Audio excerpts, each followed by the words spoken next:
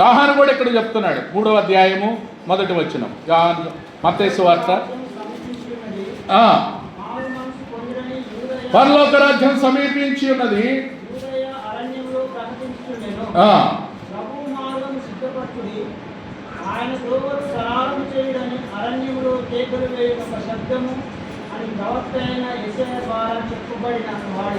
ఒక వాయిస్ చెప్పబడ్డది యేషయానికి.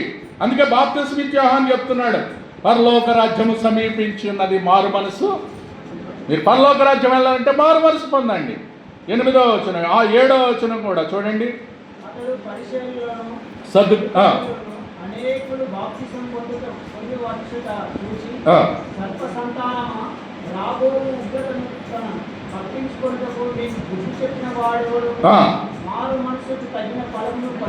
చూడండి, మారు మనసు తగిన ఫలాలు కూడా.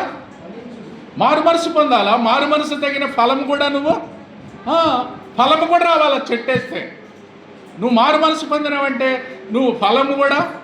ఇప్పుడు పెళ్లి చేశారండి ఏనా, మీరు ఫలించి అభివృద్ధి పొందమన్నాడు ఆదికాండం 1:17. మనమందరం ఫలించాలా, అభివృద్ధి, సంతానం విస్తరించాలన్నాడు. నువ్వు ఫలించి అభివృద్ధి చెందాలంటే నువ్వేమీ ఫలము లేదనుకో, సంతానం కావట్లేదంటే ఏమంటారు అమ్మా? అందుకే గర్భఫలము యెహోవా ఇచ్చు బహుమానం, గిఫ్ట్ దేవుడే ఇవ్వాలి అది. అందుకే నేనేమంటున్నంటే ఫలించాలా, నువ్వు ఫలించి అభివృద్ధి కూడా, మారు మనసుకు తగిన ఫలాన్ని కూడా మనము ఫలించాలా. అందుకే పరలోక రాజ్యం సమయం మారు మనసు. 4:17 యోహాను, ఇదే మత్తయి సువార్త 4:17. అప్పటి నుండి యేసు పరలోక రాజ్యం సమీపించినది కనుక మారు మనసు పొందుడని చెప్పుచు. చూడండి, మారు మనసుకి చాలా ఇంపార్టెన్స్ ఉంది. కాబట్టి మారు మనసు పొందండి పరలోక రాజ్యంలోకి వెళ్ళాలంటే. కాబట్టి ఆ యొక్క మారు మనసు పొందండి అని ఆ గారడి వ్యక్తికి చెప్తే సీమోనుకు, ఆయనకు పొందట్లా. చూడండి, కొంతమంది ఘోర దుష్టత్వంలో ఉన్నట్టు ఉంటుంది, కనబడుతుంది. అందుకే ప్రియమైన వాళ్ళారా, మారు మనసు అనేది చాలా అవసరం. రక్తమాంసాల దేవుని రాజ్యమును స్వతంత్రించుకున్నవు పరిశుద్ధాత్మ ద్వారా. అందుకే విశ్వాసం మూలం కానిది కూడా పాపము, మరణకరమైంది పాపము, మేలు చేయనేరిగి చేయకపోవట పాపము, ఆజ్ఞాతిక్రమము పాపం. ఇవే కాకుండా ధర్మశాస్త్రం చెప్పే అన్నిటిని. అందుకే ఆయన మరణించాడు మన కొరకు. అందుకే మీ ప్రియమైన వాళ్ళారా, పాపం చేశారు ఒక స్త్రీని. మనకు తెలుసు యోహాను 8. సినిమాల గురించి చెప్తున్నావు బ్రదర్, మళ్ళీ మాకు అంటున్నారని. అంటే యోహాను 8వ అధ్యాయం ప్రకారం, బైబిల్ ప్రకారం రాశారు. అందులో మీలో పాపము చేయవారు ఎవడో మొట్టమొదటి ఆ స్త్రీ మీద రాయమేమైన పాట ఉందన్నమాట. అందుకే ఈ వాక్యాన్ని బైబిల్లో నుంచి తీసి రాశారు. మనలో పాపము చేయని వాడు మొట్టమొదట ఎవడో రాయి అంటే, అప్పుడు దాకా రాళ్ళు వేయడానికి రెడీగా ఉన్నారు కొట్టడానికి. మీలో పాపము లేనివాడు ఏమంటే ఒక్కడు కూడా, అందరూ మెల్లగా జారుకున్నారు. ఎవరు కూడా అమ్మా ఎవరు వేయలేదా రాయి, నేను కూడా నీకు అంటే ఆయనకు అర్హత ఉంది. పాపము లేనివాడు యేసయ్య మాత్రమే. అప్పుడు ఆమెను పిలిచి, అమ్మా నేను కూడా నిన్ను, ఇకను నువ్వు పాపము ఇంకా మళ్ళీ చేయొద్దు, ఇప్పుడు దాకా చేసినా ఓకే వదిలే, లీవ్ ఇట్, బట్ మళ్ళీ పాపము చీకని ఆయన పాపాలు క్షమించాడు. మనిషి కుమారునికి అధికారం ఉంది పాపాలు క్షమించడానికి. ఎవరికి ఉందండి? నువ్వు మారు మనసు పొందితే నీ పాపాలు క్షమిస్తాడు. అందుకే ఎవరైనా కానీ మారు మనసు పొంది ఎంత ఘోర పాపినైనా క్షమిస్తాడు యేసయ్య. నీ పాపాలు మరి రక్తం వల్ల ఎర్రగా ఉన్నాయా, హిమం వల్ల తెర్రపరుస్తాడు. కాబట్టి ఆయన ఎదకొచ్చి వారిని నేను ఎంత మాత్రమును త్రోసివేయడం. ప్రియమైన వాళ్ళారా, అపాపాత్మురాలైన స్త్రీని కూడా ప్రేమించాడు. ఆమె విస్తారంగా ప్రేమించాను కనుక ఆమె యొక్క విస్తార పాపాలు క్షమించాడు. చూడండి లూకాసు వార్త. అందుకే నువ్వు క్షమిస్తున్నావా దేవుణ్ణి అంటే యేసయ్యను నువ్వు మరి అడుగుతున్నావా? నువ్వు లూకా 7:47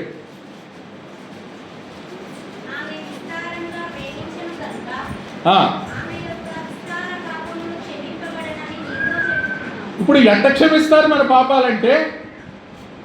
ఈమె పేరు పాపాత్మురాలైన స్త్రీ, పేరే పాపం చేసింది.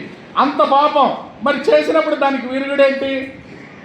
అమ్మా అంటే 7 ఆమె విస్తారంగా ఎంత ఖర్చు పెట్టిందో తెలుసా? సమర్పణ చేసుకొని సజీవ యాగంగా 30 ఏళ్ళ నుంచి ఆ ఊరిలో పాపాత్మురాలైన ఒక స్త్రీ యేసు పరిచయని ఇంట భోజనమునకు కూర్చున్నని తెలుసుకొని ఒక బుడ్డిలో అత్తర తీసుకొని వచ్చి వెనకతట్టు ఆయన పాదముల యొద్ద నిలవబడి ఏడ్చుసు కన్నీళ్లతో ఆయన పాదములను తడిపి తల వెంట్రుకలు తుడిచి ఆయన పాదములను చూశారా కార్యము. ప్రాణము ఆత్మదేహం మూడిటిలో ఆయన సజీవ యాగంగా సమర్పించుకొని తను చేసిన పాపాలకు కన్నీళ్లతో ఆయన పాదాలు కడిగింది. అది సమర్పణ అంటే సజీవ యాగంగా ప్రాణాత్మదేహములుగా ఆమె సమర్పించుకుంది. తన కలిగిందంతా అమ్మి అత్తరు తీసుకొచ్చి యేసు పాదాలకు తనకెంతో పవిత్రమైన వెంట్రుకలతో తన కాళ్ళు కడిగింది. ఏడిస్తే కన్నీళ్లతో పాదాలు కడిగిందంటే ఎంతగా ఏడ్చిందండి, పశ్చాత్తాపము. అందుకే పాపముల కొరకు పశ్చాత్తాపడువారు. నీ పాపములు నువ్వు ఒప్పుకోవాలి యేసయ్య దగ్గర. ఆమె ఏడ్చింది, కన్నీళ్లతో పాపాలు కడగమని అడిగింది, తుడిచినాడు. అందుకే 40 ఏళ్ళు అంటున్నాడు, ఆమె విస్తారంగా ప్రేమించిన కనుక ఆమె యొక్క విస్తార పాపాలు క్షమించబడినవని నీతో ఎవరికి కొంచెముగా క్షమింపబడిన వాడు కొంచెముగా ప్రేమించునని నీ పాపములు క్షమించబడి ఉన్నాయని ఆమెతో అనే 50వ వచనం అందరం చదువుదాం. అందుకు ఆయన నీ విశ్వాసము నిన్ను ఎవరు రక్షించిందండి? ఆ గారడి సీమోన మీరు ఏడుకోండి అంటున్నారు అపోస్తులు చెప్తే. నా కొరకు ఎవరు ఏడుకోండి? మీరే ఏడుకోండి, నేను చేయను అంటుండే ఆయన. కానీ ఇక్కడ చూడండి, అందుకు ఆయన నీ విశ్వాసము నిన్ను. ఎవరి విశ్వాసం? నువ్వు అడగాలి, నీ నోటితో నువ్వు ఒప్పుకోవాలి, నీ నోటితో నువ్వు అడగాలి. యేసయ్యా నేను ఏమడిగింది? విస్తారంగా ప్రేమించింది కనుక ఆమె యొక్క విస్తార పాపాలు, మరి నీ పాపాలు క్షమించబడ్డాయా? నువ్వు అడుగుతున్నావా నీ నోటితో? అందుకే నీ విశ్వాసము నిన్ను రక్షించను, సమాధాన గలదానివై వెళ్ళు. ఇప్పుడు దాకా నీకు సమాధానం లేదు, ఇప్పుడు దాకా నీ ఇంట్లో శాంతి లేదు, ఇప్పుడు దాకా నెమ్మది లేదు, నువ్వు నీ ఇష్టానుసారంగా తిరుగుతున్నావు. కానీ ఇక నుంచి నీ విశ్వాసము నిన్ను, అది విశ్వాసం అంటే కంటికి చూసి నమ్మేది కాదు, అదృశ్యమైనవి ఉన్నవనుటకు దృశ్యమైనవి అనిత్యాలు. 2 కొరింథీ 4:8 అదృశ్యమైనవి నిత్యములు, నిలిచి ఉండేది అది విశ్వాసం అంటే. కాబట్టి అలాంటి జీవముతో కూడిన నిరీక్షణ, అక్షయమైనది నిర్మల వాడబారిన స్వాస్థ్యం కొరకు మనం వెళ్ళాలిగా, అది జీవముతో కూడిన నిరీక్షణ.